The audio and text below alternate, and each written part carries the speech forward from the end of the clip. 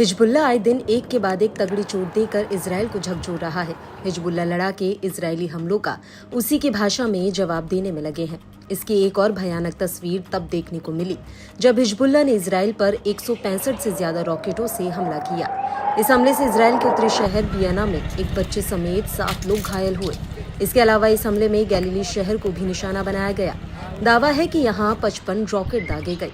वहीं हिजबुल्लाह ने हाइफा शहर पर भी 90 से ज्यादा रॉकेट दागे।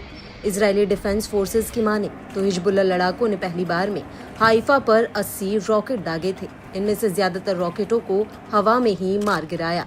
वहीं दूसरी बार में 10 रॉकेट दागे गए। हाइफा पर हमले के कुछ घंटे बाद आईडीएफ ने भी मुंहतोड़ जवाब देने का दावा किया। इजरायली सेना की माने तो जहां से हिजबुल्लाह ने हाइफा पर रॉकेट दागे, वहां के लॉन्चर्स को एक झटके में उड़ा डाला।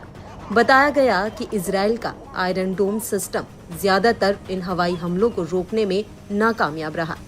इजरायल के कई शहरों में रॉकेट गिरे हैं। हिजबुल्लाह ने इतना भीषण हमला किया है कि इसकी भनक इजरायल की सुरक्षा एजेंसी शिन बेट तक को भी नहीं लग पाई।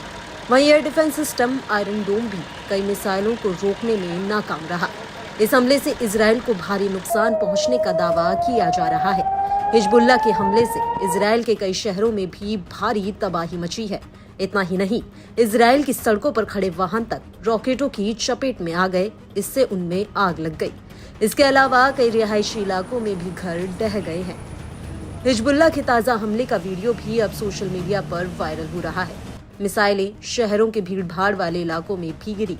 इससे शहरवासियों में दहशत फैल गई। आईडीएफ ने कहा कि हिजबुल्लाह के रॉकेटों की बौछार को इजरायली रक्षा प्रणाली आयरन डोम ने रोक दिया, लेकिन कुछ रॉकेट हाइफा खाड़ी के आबादी वाले इलाकों में भी गिरे। हालांकि सोशल मीडिया पर वायरल वीडियो इजरायली दावे से काफी अलग है। इस हमले में कई इमारतें ध्वस्त होने की जानकारी सामने आ रही है।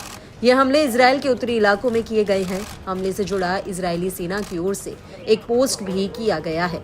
आईडीएफ का कहना है कि हम हिजबुल्लाह के हमले से अपने नागरिकों की रक्षा करना जारी रखेंगे।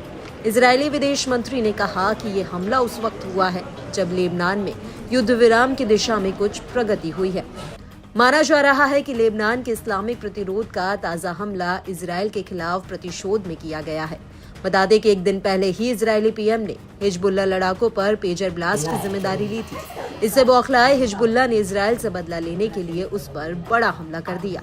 हमलों की जिम्मेदारी लेते हुए हिजबुल्लाह ने कहा कि उसने कारमेल बस्ती में पैरा ट्रूपर्स ब्रिगेड के प्रशिक्षण अड्डे को निशाना बनाया है।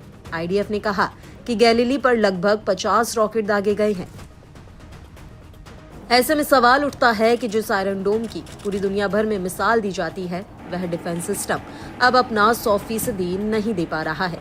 आयरन डोम को चकमा देने में ईरान समर्थित प्रॉक्सी गुट कामयाब हो रहे हैं। अब प्रतिरोध गुटों के रॉकेट और मिसाइलों ने आयरन डोम को धोखा देकर इजरायल में घुसपैठ करने की तरकीब निकाल ली है, जिसका खामियाजा अब इजरायली जनता को डर और दहशत के साए में जीकर बिताना पड़ रहा है। दरअसल आयरन डोम का सक्सेस रेशियो भी अब कम होता जा रहा है। रिपोर्ट के मुताबिक इजरायल पर रोजाना हो रहे हमलों के बीच 1/4 हमले अब इजरायल में घुसकर होने लगे हैं, जिससे आयरन डोम की सफलता पर अब संशय उठना शुरू हो गया है।